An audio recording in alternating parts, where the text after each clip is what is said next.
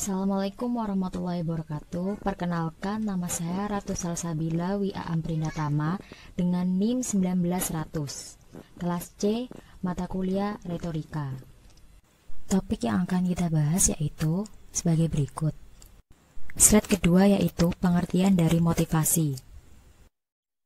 Slide kedua, maka dari itu faktor pendorongnya seperti dukungan orang tua, guru, lalu diri sendiri yang paling utama. Dan hal semacam itulah yang dibutuhkan seseorang untuk semangat dan terpacu motivasi demi meraih prestasi. Di dalam retorika, terdapat 6 hal yang harus diperhatikan. Keenam hal ini sangat penting digunakan. Yang pertama yaitu ketepatan penggunaan diksi. Baik, yang kedua yaitu kesesuaian penggunaan gaya bahasanya. Bahasa adalah alat komunikasi, tetapi dalam hal seperti ini, penggunaan gaya bahasa harus sesuai terutama pada topik yang ditujukan oleh siswa SMP atau SMA. Kesesuaian isi pembicaraannya dengan topik. Poin ketiga, maka dari itu kita harus menyesuaikan topik yang akan kami bicarakan, karena itu akan mempengaruhi terhadap siswa-siswi SMP atau SMA tersebut untuk memahami topik tersebut.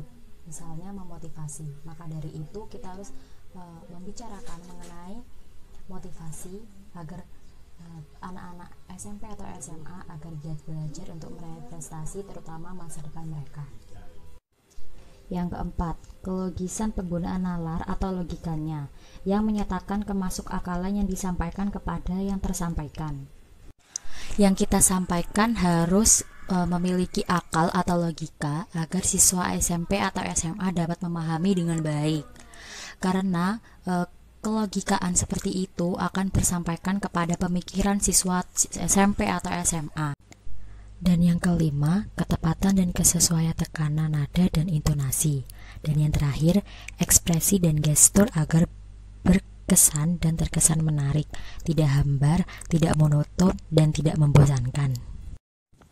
Untuk poin kelima dan keenam memiliki hubungan yang berkaitan, yaitu contohnya, kita harus memiliki inovasi-inovasi seperti itu agar mereka tidak bosan dan akan terus memiliki suasana yang senang saat pelajaran tersebut, terutama dalam topik hari ini ada motivasi. Bagaimana kita harus menyampaikan kepada siswa SMP atau SMA mengenai motivasi agar mereka giat belajar, agar meraih prestasi.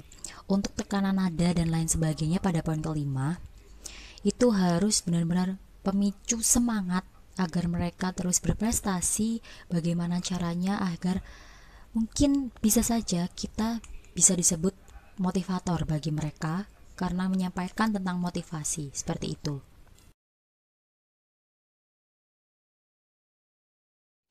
Yang pertama yaitu orang tua. Sebagai anak, kita harus mendapat restu dari orang tua bagaimana kita berpendidikan bersekolah seperti itu. Karena dengan dukungan orang tua, kita akan terpacu motivasi untuk terus meraih prestasi dengan kemampuan dan kemauan. Selanjutnya, diri kita sendiri. Dengan adanya kemampuan dan kemampuan itu, kita akan terus maju untuk bagaimana kita menjadi orang yang berguna di masa depan.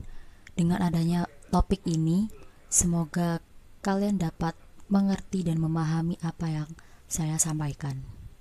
Untuk itu, berdoalah, berusaha, dan tetap semangat. Dan yang terakhir yaitu masa depan. Bukan orang lain yang memiliki masa depan itu, melainkan kita sendiri. Jika kita tidak berguna, kita tidak akan dipandang orang. Maka dari itu, lakukanlah yang terbaik di masa sekolah, giat-giatlah belajar. Apapun yang terjadi, kalian harus tetap optimis, seperti itu, agar sekolah kalian tidak sia-sia dan orang tua kalian juga tidak sia-sia juga untuk mengeluarkan uang untuk kalian berpendidikan. Baik, itu saja yang dapat saya sampaikan. Mohon maaf apabila ada salah kata dan perbuatan. Terima kasih. Wassalamualaikum warahmatullahi wabarakatuh.